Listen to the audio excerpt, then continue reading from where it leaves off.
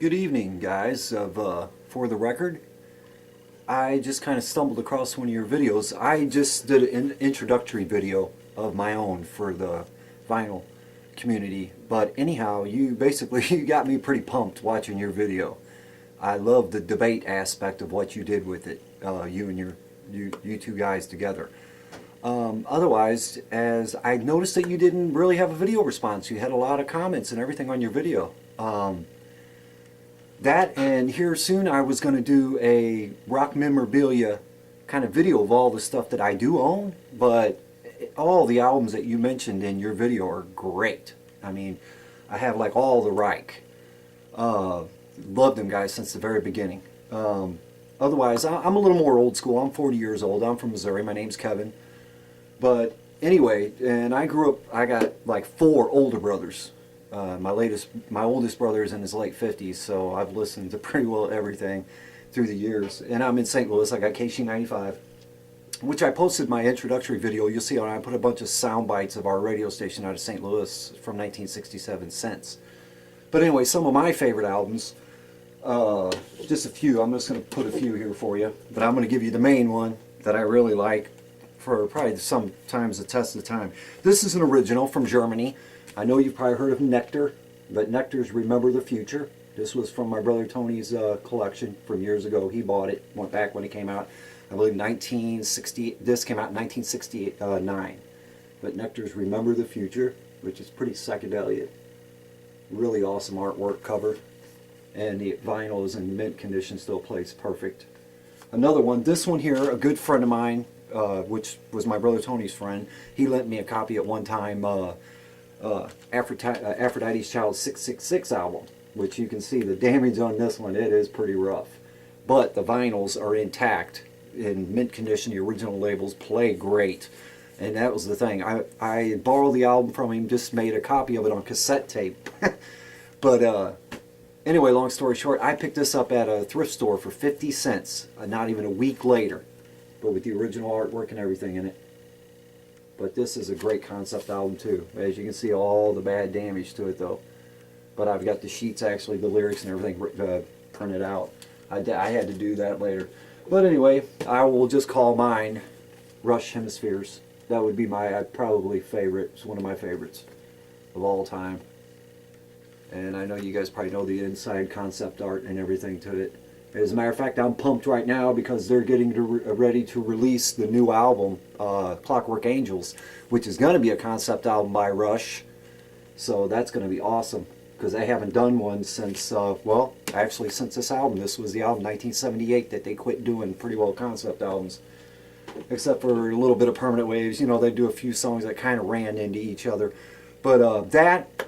And I wanted you guys to look at this and tell me what you think, and then anybody else that ever sees this video, I'd like someone to, if they could give me any type of response on it. My brother Tony in the early, late 70s, he went to quite a few shows here in St. Louis at the old Keel Auditorium. I've seen every Rush show in St. Louis since 1993. The Counterparts tour at the old Checker Dome, which was the Keel Auditorium. They tore it down in 1993. We had tons of shows here. We used to have the St. Valentine's Massacre, which was KC95. At the Keel Auditorium. But anyway, that was the first time I saw him, and Primus opened up for him. But I have a piece of memorabilia that I've posted out there on Facebook everywhere, and I've never got a response for it. If anybody's ever owned one or seen one just like it, it is a giant black wall banner flag. The closest thing that I've seen, I mean, I've seen 1980, I've seen ones for Signals Tour, and that, and they usually, in general, they'll have, it's called Cat Productions, that was making these things for them in the 80s. This one here, though, is, I'm believing it's from 1978, Hemispheres, because it's all scrolled out, everything on it, and that's what I'm going to do. I'm going to have to move my camera here, and I want you guys to check this out and tell me what you think. I met a girl that was from Canada, and she had Neil Peart on her friend list on MySpace. And that's what I'm curious about. She said she was going to try and contact him to see what she could find out. What I did with it is I sealed it up. I've had this since probably about 1988. My brother Tony gave it to me because he had several bands and a good friend of his that is the one that went to the concert with him and purchased it. As a matter of fact, there's a Subway poster out there from the Permanent Waves album. It's a giant poster. It's about 62 by 40 something. You can see it on eBay from time to time for sale. But he had that poster at one time too, and him and his wife accidentally lost it in a shuffle of a move one time, and he gave me this banner in about 1988, I think it was, and I've had it ever since. But check this out. As you can see, the letters are written and scrolled as hemispheres. But that's what I'm wondering, if anybody has ever seen another one like this, and with the Starman insignia on it. And that's why I sealed it up, because I am a cigarette smoker and I wanted to get it out of the elements. But yeah, that's the banner there. The notorious banner that I'm trying to find out if anybody's ever owned one like it.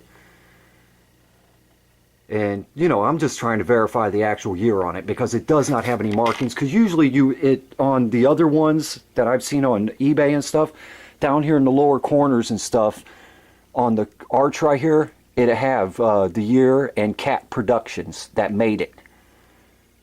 Because, you know, I have and otherwise the other closest thing that old is like here in 1984, Rush. I've had that poster for years.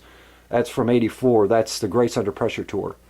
But that's what I'm wondering about. If you guys can answer me that question, or if anybody else out there, I would really appreciate it.